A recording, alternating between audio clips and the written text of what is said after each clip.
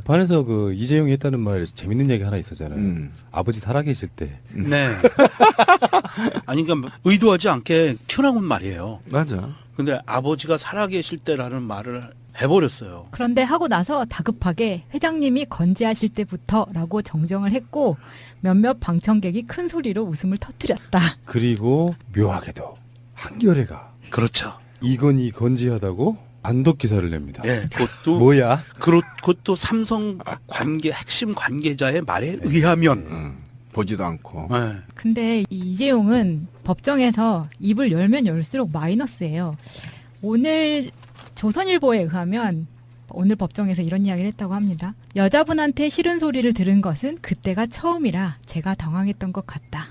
여기서 나오는 여자분은 누구일까요? 박근혜입니다. 오. 그러니까 자기는 살아오면서 한 번도 아버님께 야단을 맞은 것 빼고는 야단 맞은 기억이 없대요. 홍라이한테 야단 안 맞았던 얘기네. 네. 왕자님 맞구만. 그런데 여기서 최지성 미래전략실 실장이 또 이렇게 이야기를 해요. 이 부회장이 야단을 맞았다고 하길래 박근혜한테 야단 맞았다고 하길래 야단 맞은 적이 없는 사람인데 진짜 야단 맞은 게 맞나 하는 생각이 들었다고 이렇게 얘기를 했다고 해요. 법정에서.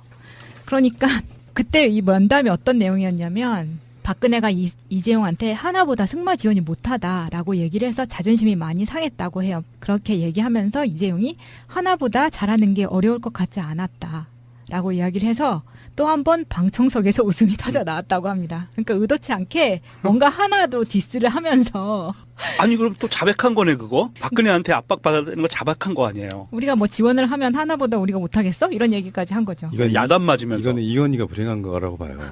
그러면 지금 이건희가 죽었다는 거야, 살았다는 거야. 아들내미 근데 하나 헷갈리네, 아주. 아들내미 하나 있는 게 약간 좀 모자라. 모자라. 책장에도 있고. 아이 재벌이면 뭐해? 아니 결국은 살았어요, 죽었어요, 결론. 한겨레에 의하면 건재하대요. 아니 그 재판장에서 얘기하면 그 죽었다는 얘기네. 살아계실 때 했으니까. 그게 삼성그룹 내부에서는 이야기 들어보니까 이건희의 건강 상태에 대해서는 금기열이에요. 전혀 모른다는 거야. 관계자들은 가족들만 알고 있는데 우리는 다 알고 있잖아. 승계구도에 있어서 이건희가 돌아가시면 안 되는 거. 아버지 살아계실 때 이거는 뭐 돌아가셨다는 의미라기보다는 그러니까 머릿속에 아버님이 이미 돌아가셨다고 생각하는 그렇죠. 거야. 문현중에 나온 거잖아. 그런데 재밌는 게 있어요. 참여연대가 이건희 회장을 상대로 고발을 해버렸어요. 검찰에. 그 이건희 회장 자택을 수리할 때 인테리어 수리를 할 때 결제된 금액이 출처를 알 수 없는 수표로 결제가 됐대요. 그래서 이거는 비자금이다. 그런 거 아니냐라고 그러고 검찰이 고발을 했대요. 그러면 검찰이 이제 고발인 참여연대 조사를 하고 피고발인 조사를 해야 돼요. 검찰의 의무잖아요. 제대로 하려면 해요. 그렇게 그렇죠. 그러면 이제 그 대한민국에서 그걸 수사할 검사가 어디 있어? 병동에 검찰 수사관이 가서 이건희 회장을 상대로 그 질문을 해야 되는데 옆에 변호인이 배석한 상태에서 냉동실을 열고 질문을 할 수 있을까요? 무서워서나 못할 것 같아. 살아 있고 기사에는 뭐라고 나왔냐면 의사소통만 안 될 뿐 휠체어 타고 돌아다닌다잖아. 이게 말이 이상하지 않아요? 근데 나 그 기사 보고 좀 이상하다고 느꼈는데. 그러니까 그거는 좀 한결에 너무 나갔어. 진짜 이거는 욕 맞아도 싸요. 그 이게- 기사 쓰고 돈을 얼마나 받았을까? 청부받은 거지 한마디로 말해서. 이번에 그 조중동 청부 받아서 기사 쓴 거 다 밝혀져서 난리가 났잖아요. 아니, 그러니까 예를 들면 조중동이 그걸 쓰면 사람들이 안 믿으니까 그렇지. 이쪽 사람들 믿으라고 한겨레한테 청부를 시킨 요즘 거라고 돈이 봐요. 제일 급한 한겨레에다가 오더를 주는 거죠. 그러니까 그 액수가 크겠지. 예, 그 한겨레가 예. 2017년에 그 분식회계 때문에 막 난리가 났었어요. 주주총회에서. 그래가지고 임시주주총회 다시 열어서 회계장부를 다시 그 결제받고 막 난리를 쳤어요. 왜냐하면 세무조사 들어올 수 있거든요. 그런 와중에요. 돈이 급해요. 2016년도에다가 엄한 투자회사에다 돈 투자했다 다 날렸거든. 한겨레가.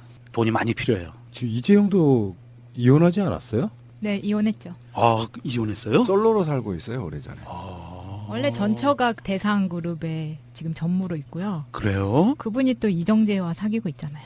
아, 그럼 또 이재용한테 또 내가 좀 짠하네. 동지의식이 느껴지네. 외로 이재용은 다른 여자가 많아요. 아, 그래요?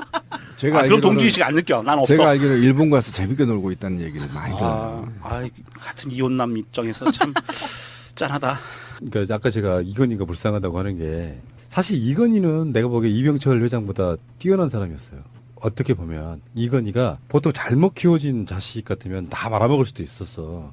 이건희는 혁신선언 같은 걸 하면서 나름대로 사실 현대에 밀리던 2위였어요. 어떤 시점에서는 그러다가 대한민국 부동의 1위 기업이 된 거는 이건희 덕이라고 봐요. 그건 이제 지 아버지 백도 있었지만 나름대로 실력이 있었다. 근데 이재용에는 지금 하는 거 보면 입만 열면 폭탄이야. 3세에 내려오면 기업이 유지되기 힘들다는 반증이기도 해요. 예. 모든 교육들이 자기가 헤쳐나가는 교육이 아니라 주위에 있는 스태프들이 다 챙겨주는 교육 이런 방식으로 가고 그거에 대한 판단력 같은 게 흐려지면 내가 봤을 때는요 삼성 망할 가능성이 높아요. 이런 방식으로 가면은. 삼성은 그런데 망해도 이재용 일가는 대대손손 잘 먹고 잘 살 거예요. 그러니까 이재용을 빼내야 된다고. 예, 그래서 삼성이 살아남으려면.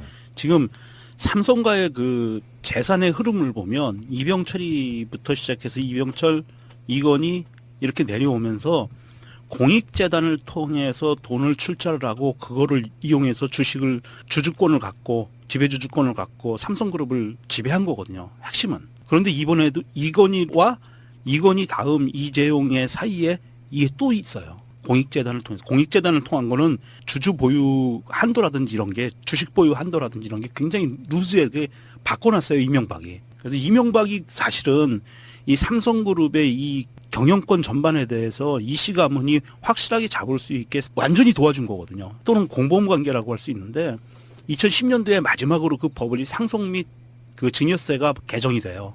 2010년도에. 그래서 이게 삼성그룹이 이제는 이재용이 완전히 개인 사유화할 수 있는 시스템을 가져갈 수 있게 만들어놨어요. 그래서 이번 정부에서는 이재용이 어쨌든 뭐 한 몇 년이건 형무소에 가 있는 사이에 이 상속 및 증여세를 다시 바꿔야 됩니다. 옛날식으로. 그러니까 재벌 해체하지 않으면 삼성은 망할 수가 없습니다.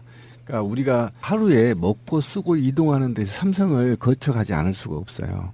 그러니까 CJ, 세한, 삼성, 한솔, 뭐 LG도 저는 삼성하고 사돈지간이니까 그렇다고 예요? 치고 신세계.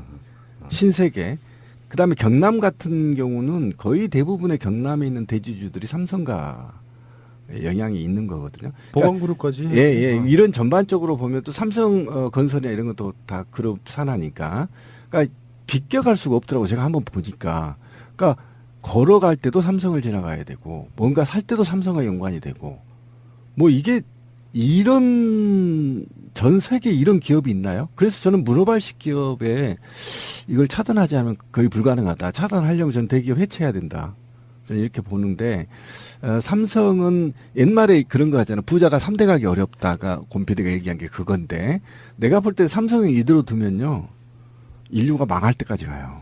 그거 손 좀 써야 돼요. 저거. 근데 이거는 이런 기업들은요. 순간의 선택이 내리막길 걷기 시작하면 또 걷잡을 수가 없는 게 있어요. 이해가 안 되는 측면이 기업주가 도덕적으로 몰리면 다른 나라 같으면 사람들이 불매운동 같은 걸 통해서 주가를 확 떨어뜨리고 물건 안 사고 그러면서 망이 가는 길을 걷거든요.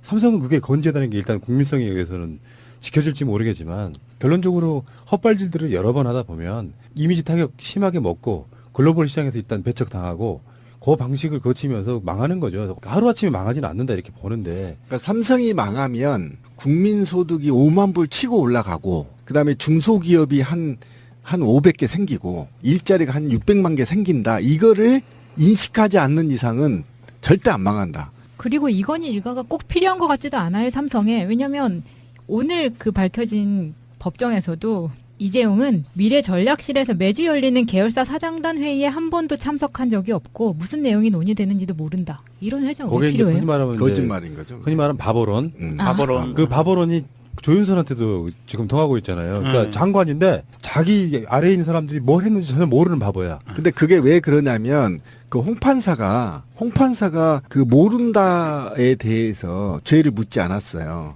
그러니까 혹시 이 재판부가 모른다 그러면 또 무죄로 판결할까 이렇게 생각해서 계속 무죄 지금 때리고 있는 거예요. 나 모른다.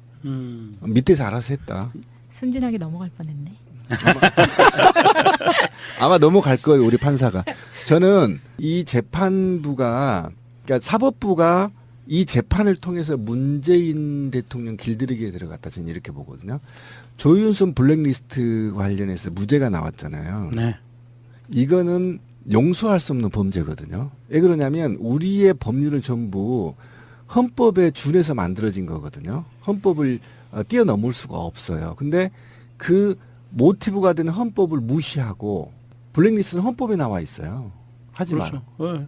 그러면 근데 그걸 배제하고 판결을 해요. 무죄. 그러니까 헌법을 무시해버린 게 그러니까 판사가. 블랙리스트와 화이트리스트 자체를 위헌행위예요. 예. 이거는 굉장히 중범죄거든요. 예. 그런데 이걸 아예 그냥 배제해버렸단 말이에요. 그 이유가 뭐냐 몰랐다는 거예요. 바보니까. 예, 바보니까. 그럼 이재용도 나 몰랐다. 그럼 판사가 이제 봐줄 거라고 생각을 한 거죠. 나도 이렇게 인생을 쉽게 살고 싶어요. 돈 있으면 쉽게 살아. 아니, 잘 태어났어야 돼. 예, 잘 태어났어. 지금이라도 바보 노릇하면 돼. 처음부터 망했네 그럼. 어쨌든 국민들은 다 알고 있죠. 그러니까 이 사법부 이야기는 뭐 또 다른 우리가 인터뷰를 좀 하겠습니다만 그 사법이 갖는 의미가 모든 법 적용에 있어가지고 국민 정서를 뛰어넘거나 못 미치면 안 되거든요. 법이 국민 정서에 맞게끔 만들어진 거고 좀 그게 부족하다 싶으면 법 개정을 통해서 계속 만들어가는 과정이에요. 근데 갑자기 갑툭튀해가지고 지금 조윤선 무죄에 대해서는 그쪽 문화예술계 쪽에서는 거의 난리가 났어요. 그럼요. 예. 거기 등장하는 그 모든 것들이 심지어는 판사 탄핵까지도 이야기하고 있을 정도로 굉장히 네. 심각한 판결을 했거든요. 오직 모른다는 걸로 모르는 건. 이 사법부를 좀 어떻게 해야 될지 이거 아주 구체적인 아, 대안이 이게 필요합니다. 지금 쿠데타라니까요. 사실상 문재인 대통령의 사법부 개혁에 대해서 반발하는 겁니다. 이게 반발 형태거든요. 그러니까 네가 아무리 해봐야 우리가 안 하면 너 못해. 라고 경고를 날린 건데 이 홍씨 이하에는 반드시 사퇴시켜야 돼요. 왜 사퇴시켜야 되냐면 사퇴를 시켜야만 사법부가 제정신을 차리는 거예요. 알겠습니다. 여기까지 하겠습니다. 고발인 참여연대 조사를 하고 피고발인 조사를 해야 돼요. 검찰의 의무잖아요. 제대로 하려면 해요. 그렇게. 그렇죠. 그러면 이제 그 그 대한민국에서 그걸 수사할 검사가 어디 있어? 경동의 검찰 수사관이 가서 이건희 회장을 상대로 그 질문을 해야 되는데 옆에 변호인이 배석한 상태에서 냉동실을 열고 질문을 할 수 있을까요? 무서워서나 못할 것 같아. 살아있고 기사에는 뭐라고 나왔냐면 의사소통만 안 될 뿐 휠체어 타고 돌아다닌다잖아. 이게 말이 이상하지 않아요 근데? 나 그 기사 보고 좀 이상하다고 느꼈는데. 그러니까 그거는 좀 한결에 너무 나갔어. 진짜 이거는 욕마저도 싸요. 그 이게- 기사 쓰고 돈을 얼마나 받았을까? 청구받은 거지. 재판에서 그 이재용이 했다는 말 재밌는 얘기 하나 있었잖아요. 아버지 살아계실 때. 네.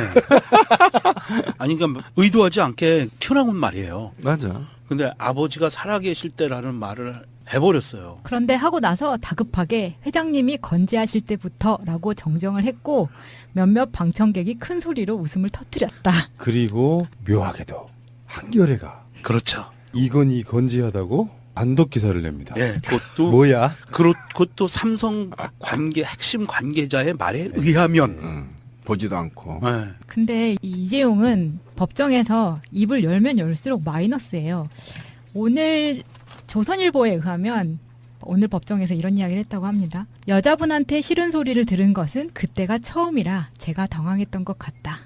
여기서 나오는 여자분은 누구일까요? 박근혜입니다. 오. 그러니까 자기는 살아오면서 한 번도 아버님께 야단을 맞은 것 빼고는 야단 맞은 기억이 없대요. 홍라이한테 야단 안 맞았다는 얘기네. 네. 왕자님 맞구만. 그런데 여기서 최지성 미래전략실 실장이 또 이렇게 이야기를 해요. 이 부회장이 야단을 맞았다고 하길래 박근혜한테 야단 맞았다고 하길래 야단 맞은 적이 없는 사람인데 진짜 야단 맞은 게 맞나 하는 생각이 들었다고 이렇게 얘기를 했다고 해요. 법정에서. 그러니까 그때 이 면담이 어떤 내용이었냐면 박근혜가 이재용한테 그게 삼성그룹 내부에서는 이야기 들어보니까 이건희의 건강 상태에 대해서는 금기열이에요. 전혀 모른다는 거야 관계자들은. 가족들만 알고 있는데 우리는 다 알고 있잖아. 승계구도에 있어서 이건희가 돌아가시면 안 되는 거. 아버지 살아계실 때. 이거는 뭐 돌아가셨다는 의미라기보다는 그러니까 머릿속에 아버님이 이미 돌아가셨다고 생각하는 그렇죠. 거야.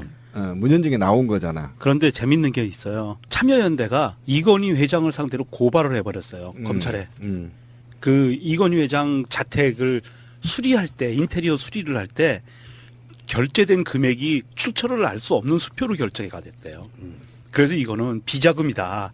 그런 거 아니냐라고 그러고 검찰이 고발을 했대요. 그러면 검찰이 이제 네, 하나보다 승마 지원이 못하다라고 얘기를 해서 자존심이 많이 상했다고 해요. 그렇게 얘기하면서 이재용이 하나보다 잘하는 게 어려울 것 같지 않았다라고 이야기를 해서 또 한 번 방청석에서 웃음이 터져 나왔다고 합니다. 그러니까 의도치 않게 뭔가 하나도 디스를 하면서 아니 그럼 또 자백한 거네 그거? 박근혜한테 압박받는 거 자백한 거 아니에요? 우리가 뭐 지원을 하면 하나보다 우리가 못하겠어? 이런 얘기까지 한 거죠. 이건 야단 맞으면서. 이거는 이건희가 불행한 거라고 봐요. 그러면 지금 이건희가 죽었다는 거야, 살았다는 거야. 아들내미 이제 하나 헷갈리네, 아들내미 하나 있는 게 약간 좀 모자라. 모자라. 책장에도 있고. 아이 재벌이면 뭐해? 아니 결국은 살았어요, 죽었어요, 결론은. 판결에 의하면 건재하대요. 아니 그 재판장에서 얘기하면 그 죽었다는 얘기네. 살아계실 때 했으니까.